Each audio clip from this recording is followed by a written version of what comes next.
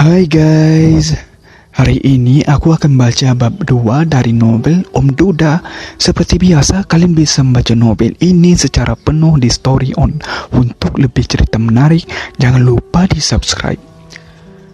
Sherin sibuk dengan laptopnya. Keasikan melanjutkan ceritanya, dia sudah mendapatkan 2 bab yang akan segera dipublish. Namun, saat akan mengedit, Renata dan Nobi datang menyusulnya, membuat Sherin mau tak mau menunda pekerjaannya tersebut. "Rin, masih belum selesai belajarnya?" tanya Nobi. Dia langsung duduk di hadapan Sherin yang menutup laptopnya. "Sudah kok, kenapa kalian kesini? Vano dan Bian ada kelas bersamaan sekarang. Makanya kita nyusul ke kamu ke sini," jawab Renata. Dia duduk di samping Sherin, memperhatikan wajah sahabatnya tersebut. "Rin, maaf jika aku dan Nobi sudah membuatmu merasa tak nyaman. Kami tak perlu meminta maaf. Aku memutuskan diam di sini karena suasana tenang dan suasana di sini mendukung aku untuk bisa menulis dengan lebih giat." Sherin memotong perkataan Renata. Dia tak mau kedua sahabatnya itu merasa bersalah padanya. "Ya, bagus kalau begitu. Ngomong-ngomong, nanti mau ikut kita enggak?" "Kemana?" tanya Sherin heran. Vano dan Bian mengajak kami untuk main ke rumah mereka," Nobi menjawab dengan jujur. "Apa? Gak salah, kalian baru resmi pacaran loh." "Mereka yang ngajak, Rin. Kita mah oke-oke aja. Mereka juga menyuruh kita ngajak kamu." "Enggak deh, aku gak mau ikut. Buat apa juga aku ikut dengan kalian?" "Ayolah Rin, ini Vano dan Bian yang minta." "Enggak, aku gak mau jadi obat nyamuk kalian nanti. Sementara kalian asik pacaran," si Sherin. "Janji deh, itu gak akan terjadi. Kita kan bisa main TOD, nonton film, atau mungkin belajar bareng juga." Renata berusaha membujuk Sherin, namun Sherin tetap menolak. "Iya Rin, Vano dan Bian akan merasa bersalah jika kamu tak ikut. Mereka akan merasa seperti memisahkan kita," ujar Nobi dengan sedih. Sherin menatapnya dengan datar. "Dasar tukang akting memang pemaksa lagi. Baiklah, aku ikut, kalian puas." Renata dan Nobi tersenyum lebar mendengar itu. Mereka langsung bertos ria, berhasil membujuk Sherin. "Tapi mungkin aku gak akan bisa berangkat bersama kalian karena ada yang harus aku urus dulu.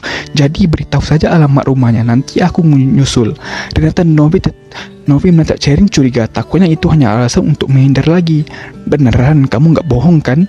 "Ish, aku harus bayar sewa kosan dulu. Bu Ratna udah nero dari tadi." "Baiklah, awas ya kalau kamu tak datang, kita akan marah." Sherin memutar bola mata, bosan mendengar itu. Ayolah, tak ada gunanya bagi dia menemani 2 pasangan baru yang akan pacaran.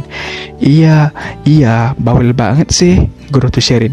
Renata dan Nobi tersenyum mendengarnya. Mereka hanya tak mau Sherin merasa sendirian karena mereka tahu Sherin akan bersedih dan menangis jika sendirian. Setelah selesai membayar sewa kosnya bulan ini, Sherin pun menyetop sebuah taksi, memberitahu supir taksi agar mengantarnya ke alamat yang dikirimkan oleh Renata. "Wah, itu mah alamat perumahan elit, Neng." "Masa sih?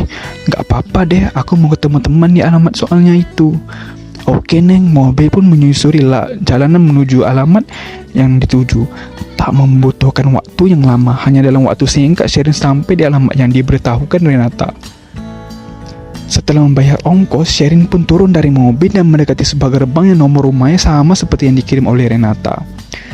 "Ada yang bisa saya bantu, Nona?" Seorang satpam yang berjaga di depan gerbang datang mampir Sherin. "Apa ini benar rumahnya Vano dan Albian?" tanya Sherin. Hati-hati satpam itu langsung mengangguk dengan cepat. "Iya benar Non, temannya Tuan Muda ya. Tuan Muda sudah menunggu Nona di dalam dengan teman-teman yang lain." Sherin menghembuskan napas lega karena berhasil menemukan rumah si kembar. "Mari masuk Non." Satpam tersebut membuka pintu gerbang. Sherin menatap takjub pada halaman depan rumah yang mewah tersebut, begitu luas dan indah. "Non, masuk saja ke dalam, kebetulan ya artinya sedang ke pasar." "Duh, bagaimana kalau saya nyusur Pak?" Satpam tersebut tertawa geli mendengar pertanyaan Sherin yang penuh rasa khawatir. "Gak mungkin Non. Non tinggal buka pintu dan masuk ke dalam, lalu naik ke lantai 2 dan cari pintu berwarna hitam. Itu adalah kamar Tuan Vano. Kalau sepi, Non masuk ke kamar di depannya, itu kamar Tuan Bian." Satpam menjelaskan dengan seksama. Sherin mengembuskan nafas pelan mendengarnya. Ribet sekali deh. Setelah berterima kasih, kasih, Sherin pun berjalan mendekati pintu utama, membuka pintu dengan berhati-hati dan masuk ke dalam rumah tersebut. Suasananya begitu hening dan sepi. Saking sepinya, Sherin sampai bisa mendengar suara langkah kakinya sendiri. Mengikuti ucapan satpam di depan, Sherin pun menaiki tangga menuju lantai 2. Lalu dia mencari pintu kamar berwarna hitam dan dia menemukannya. Sherin mengetuknya, namun tak ada balasan dari dalam. Dia menggerutu kesal, merasa dipermainkan. Akhirnya, dengan berani Sherin buka pintu tersebut, melangkah masuk dengan perasaan bingung. Loh, kok sepi? Apa mereka ada di kamar depannya? Tanya Sherin pada dirinya sendiri sebelum keluar dari sana. Sherin sempat melihat sekeliling, tak bisa berhenti untuk merasa takjub melihat segala kemewaan yang melingkupi kehidupan si kembar Vano dan Vian. Sibuk memperhatikan sekeliling, Sherin sampai tak menyadari seorang yang baru saja keluar dari kamar mandi. Orang itu menatap heran pada Sherin yang berada di kamarnya. Ada perlu apa? Sherin berjingkat kaget mendengar suara bariton yang masuk ke telinganya. Dia berbalik menatap ke arah suara barusan. Ya, siapa kamu? Sherin berteriak kaget dan langsung berbalik mengunjungi orang tersebut. Wajahnya merah karena malu. Saya pemilik kamar ini.